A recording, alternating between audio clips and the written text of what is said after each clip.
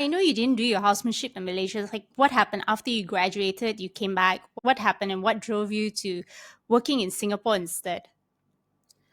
Actually, I tried to apply to work or to do my internship in Malaysia, but the application took quite a while. MMC didn't respond immediately. So after waiting about, I think, 2, 3 months, I realized I'm wasting my time.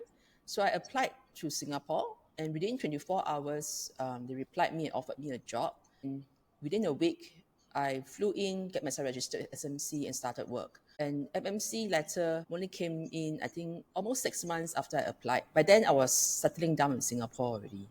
Yeah. Wow, that is fast. 24 hours and you got a response. Yes. Yes. Yeah.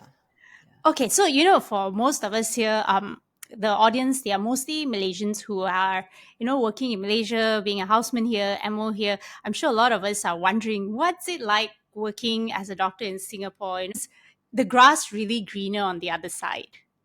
Yes and no. When I first started my housemanship there, I realized that non-NUS trained young doctors are being looked down. So overseas trained, generally they deem us as not a good breed. Okay, if you understand what I mean. So even in the houseman year or membership time, right, when the consultant asks you questions or what's the differential diagnosis or what's this, the NUS trained, you will just regurgitate the whole textbook out. But for us Australian trained, right, we're like, I cannot recall. So that makes us not being looked up to that well. But as we work, okay, in the end of the day, it's about who works hard, who is competent enough. And I think a very key thing is people management skills. If you are able to handle your colleagues, your seniors, and your patients well, generally you are actually secured with a job and a training position and subsequently promotion. So it's a very merit-based system. Of course, it's very, very performance-driven society. If you excel, well, you're in good shoes, you have a bright career ahead of you. At the same time, I think there are sacrifices. You want to be the best, you have to sacrifice work-life balance. There's a lot of stress involved, and you have to compete with the rest. If you like that type, then I think Singapore is the place for you to go.